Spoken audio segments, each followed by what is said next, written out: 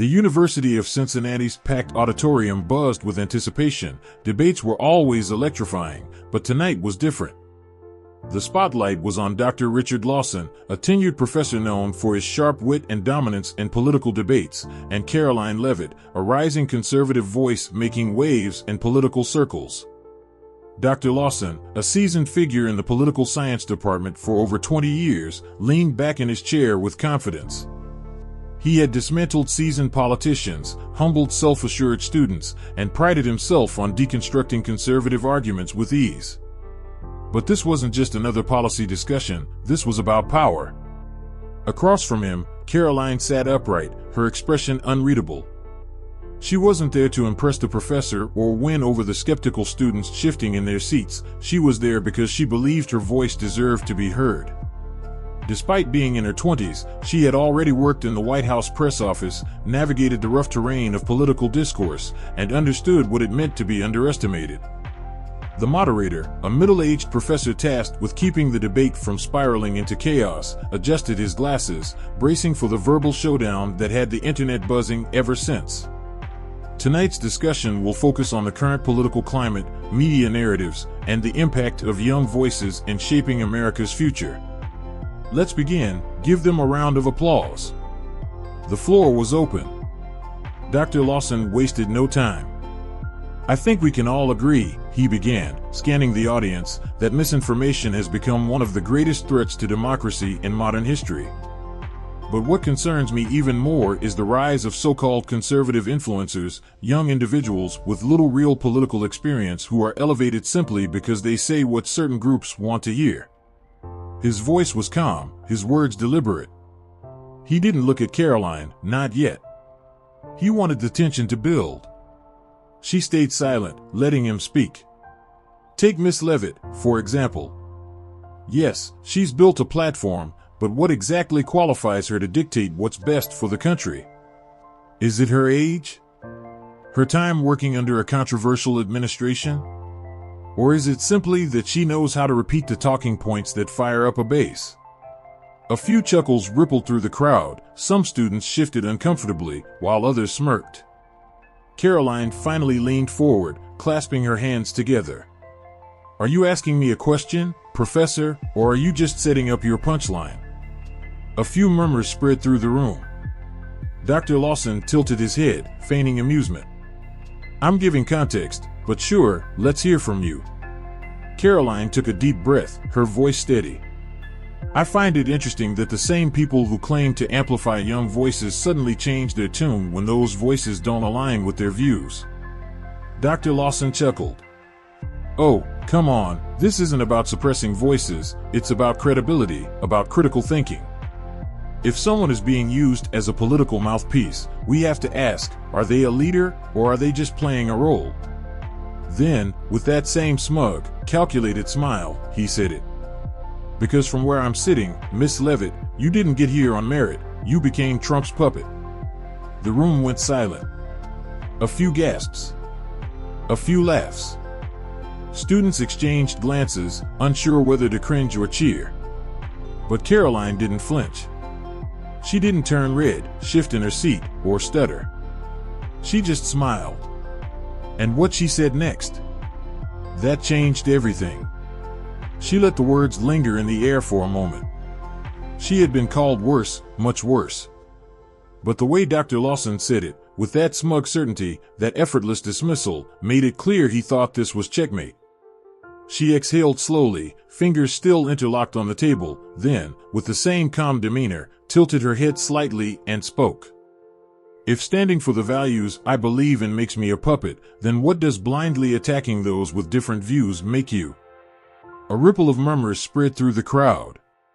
Dr. Lawson's confident smirk faltered, just slightly.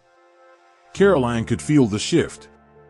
The same students who had laughed seconds ago were now watching with a different kind of attention. She wasn't giving them the meltdown they expected. She wasn't raising her voice. She was making them think. Leaning forward slightly, her voice was still controlled but sharper now. The irony here is that you stand in front of students every day preaching about independent thought, questioning authority, speaking truth to power. But the moment someone does that from the other side of the aisle, suddenly it's not critical thinking anymore, it's blind loyalty. Some students nodded. Others whispered to each other. Dr. Lawson cleared his throat, shifting slightly in his chair. That's not what I'm saying. Isn't it? Karoline shot back. You didn't challenge my views. You didn't ask me to defend a position. You didn't even argue policy. You just slapped a label on me and expected that to be enough. The professor opened his mouth, then closed it. Karoline took the opportunity to press further. The truth is, this isn't about me at all, is it? It's about control. It's about the fact that people like you are perfectly fine with young women speaking up, as long as they say the right things. The murmurs grew louder. Students exchanged looks. Some leaned forward, caught between their expectations and the reality unfolding in front of them. Dr. Lawson let out a dry chuckle, shaking his head. This is exactly what I mean. You take a simple critique and twist it into some grand persecution narrative. Karoline didn't blink. Right, because nothing says intellectual discourse like calling someone a puppet on live television. The moderator cleared his throat. But Karoline wasn't done yet. I was raised to believe that if you want to win an argument, you use facts, logic, and reason. But when you can't do that, you use labels, you dismiss, you mock, and that's exactly what just happened here. Silence. Dr. Lawson's smirk was gone now. He shifted again, adjusting his microphone, his usual confidence replaced with something different. Karoline wasn't angry, she wasn't flustered, and that was the problem for him. She had flipped the entire exchange on its head. But what happened next? That's when things really started to spiral. The moment hung in the air like a static charge. The audience, once comfortably amused by Dr. Lawson's jab, now found themselves caught in an unexpected moment of reckoning. Karoline didn't need to add anything, the weight of her words had already landed. But before the moderator could step in, a voice from the back of the room cut through the tension. She's got a point. Heads turned. A male student in a hoodie, arms crossed, leaned back in his chair, his expression unreadable. Then another voice, a girl in the front row, hesitant but firm. Yeah, if this was the other way around, people would be furious. Dr. Lawson's fingers twitched on the table, but he kept his composure. He was used to debates, used to handling students who thought they could challenge him. But this was different. Karoline had done something most people in his position never expected. She didn't crumble. The moderator tried to smooth things over. All right, let's keep this respectful, but the momentum had shifted. A student near the aisle raised a hand. Professor, you always tell us to challenge ideas, right? But you didn't challenge hers, you just dismissed her. Dr. Lawson chuckled, though there was no humor behind it. Look, let's not pretend this is some grand conspiracy. I made an observation. If she disagrees, fine, but let's not turn this into some moment of political martyrdom. Karoline raised an eyebrow. You call it an observation. I call it an excuse to avoid having an actual discussion. A low oof echoed from somewhere in the audience. Lawson let out a sharp exhale, his patience thinning. Miss Leavitt, you are free to say whatever you like. No one is silencing you. But when you step into the public arena, you should expect pushback. She smiled. Pushback is one thing. Insults are another. He waved a hand dismissively. Oh, come on. If that's the worst thing you've been called, you're doing just fine. But before Karoline could respond, another student, one who had been recording the debate on their phone, spoke up. Yeah, except if a conservative professor called a liberal student a puppet for Biden, this place would be on fire right now. Murmurs turned into full-blown side conversations. Some students looked at each other, as if realizing in real time that the double standard was glaring. Dr. Lawson clenched his jaw, he knew he was losing control of the room. This wasn't how things were supposed to go. The moderator, sensing the debate had veered into dangerous territory, quickly stepped in. Let's take a brief pause before moving on to the next topic. But it was too late. The debate might have continued that night, but the real story had already begun, and it wasn't going to stay in that auditorium for long. Because by the next morning, the clip was everywhere. By sunrise, the internet had already picked its winner. The 3-minute clip, the moment Dr. Lawson smugly called Karoline a puppet, and her razor-sharp response that followed, was everywhere. Twitter, Instagram, TikTok. Someone had even uploaded it to YouTube with the title, "Liberal Professor Tries to Humiliate Karoline Leavitt." It backfires spectacularly. Within hours, it had racked up hundreds of thousands of views. Conservative commentators seized on it immediately, calling it yet another example of academia's thinly veiled hostility toward anyone who dared to challenge the dominant narrative. They praised Karoline for her composure, her ability to stay cool under pressure, and for refusing to let someone with more authority reduce her to a caricature. But the reaction wasn't just coming from the right. Students, some of whom weren't even conservative, began sharing their own experiences. Stories of professors who shut down uncomfortable discussions, who mocked dissenting views instead of debating them, who claimed to champion free speech, but only when the right people were speaking. A viral moment had turned into something much bigger. And Dr. Lawson? He wasn't handling it well. He saw the clip that morning in his office. Someone had sent it to him with a caption that simply read, "Yikes." At first, he scoffed. He had been in the public eye before. He knew how these cycles worked. People moved on. The internet found a new outrage. This would pass. But then the emails started. Not from strangers, from faculty members. From colleagues. They weren't outright condemning him, but they were keeping their distance. The administration sent a polite but firm message about avoiding inflammatory remarks in academic settings. And then there were the students. Dr. Lawson had always been a respected figure, even among those who disagreed with him.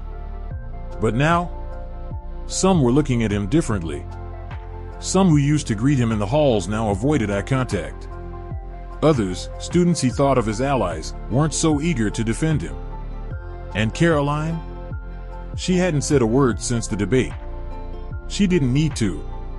The clip spoke for itself. And the longer it spread, the clearer it became. This wasn't just about one debate. It was about something much bigger. But the real storm? That was still coming. Dr. Lawson had always thought of himself as untouchable. A respected academic. A seasoned debater. Someone whose authority in the classroom and on campus had never been questioned. But now, he was the subject of headlines. And not just in conservative media. Mainstream outlets had started picking up the story. University professor under fire for calling conservative speaker Trump's puppet. Debate clip sparks national conversation on bias in academia. Did this professor cross the line? Students speak out. This wasn't just a bad day at work anymore. It was a PR disaster. Emails flooded his inbox, some supportive, some scathing. The university administration had called him in for a discussion about professionalism in public forums. Even faculty members who usually shared his views weren't eager to defend him. But the worst part? His students. Some of them were openly challenging him now, questioning the way he handled opposing viewpoints in class. Others stopped speaking up altogether, afraid that disagreeing with him might get them labeled, dismissed, or worse, mocked. For the first time in his career, Dr. Lawson felt something he wasn't used to. Doubt. Meanwhile, Karoline wasn't just watching the fallout. She was navigating her own storm. Though she had gained overwhelming support, the usual backlash followed: anonymous threats, DMs telling her to stay in her lane, and accusations of being a provocateur staging the moment for political clout. But she didn't need to defend herself. The facts were on her side.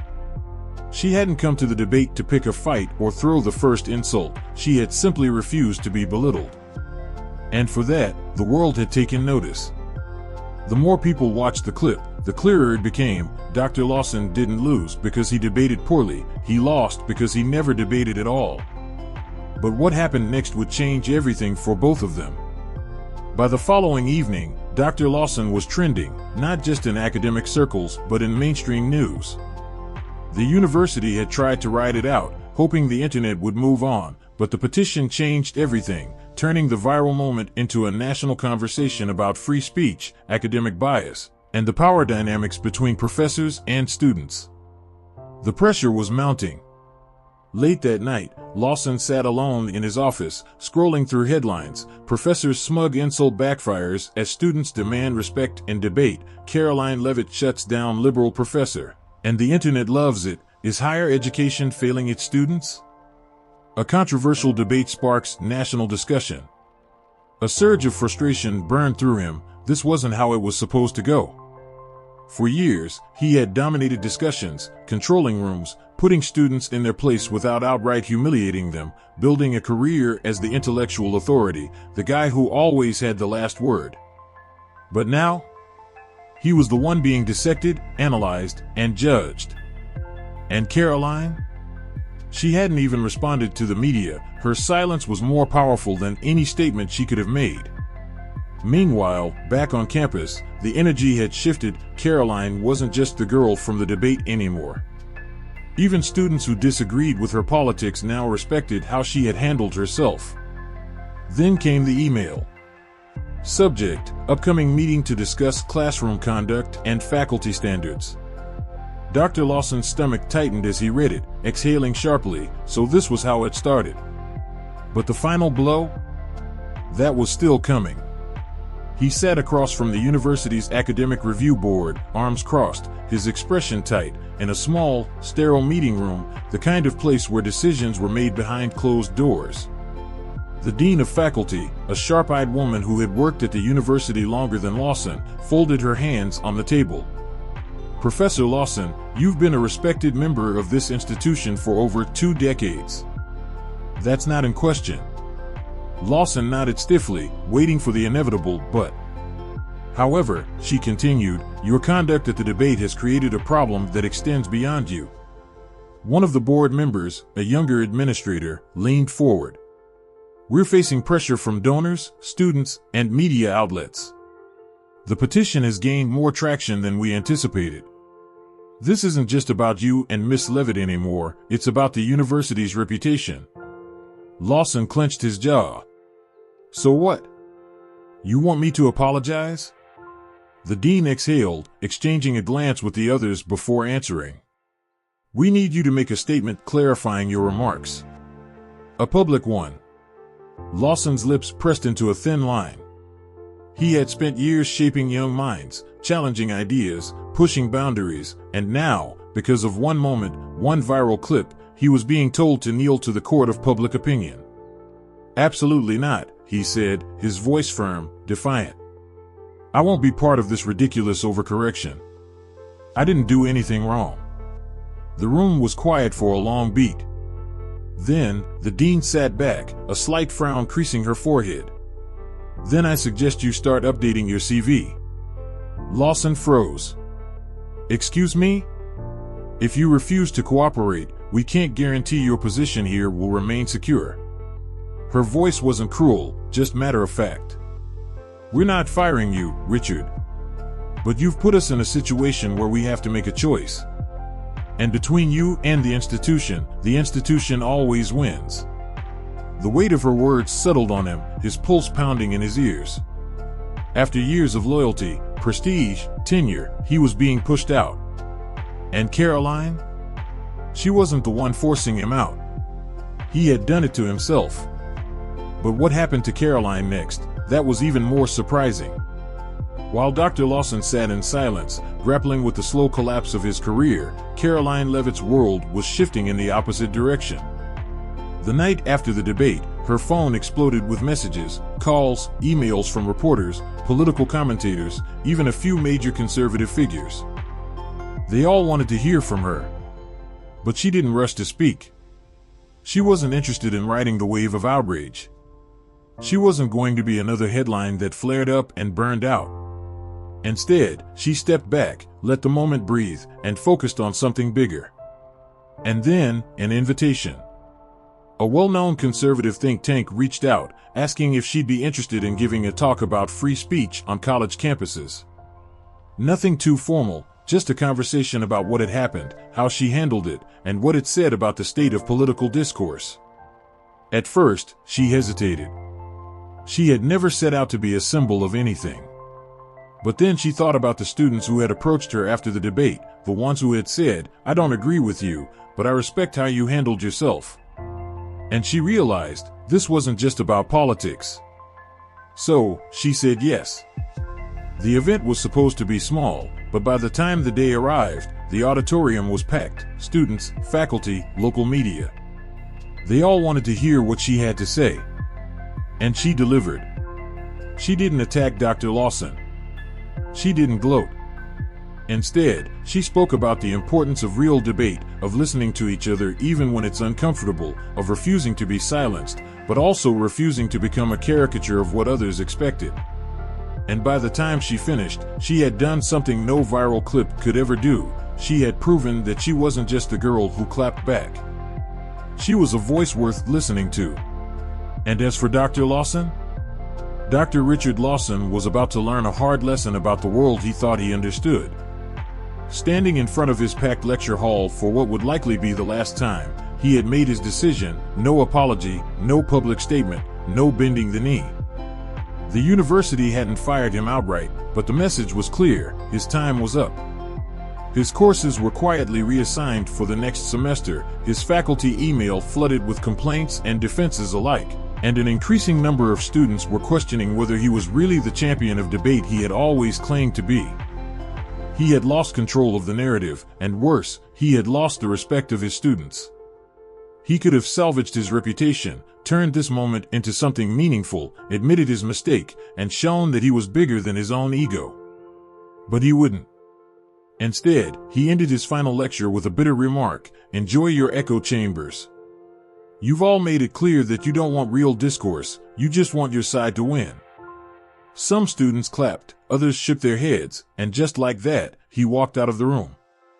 Karoline, meanwhile, was preparing for something much bigger. The debate had given her a platform, yes, but she refused to let it define her. Instead of becoming another culture war talking point, she started something new, an initiative for students across the country, left, right, and independent, who wanted real, honest debate without fear of being shut down.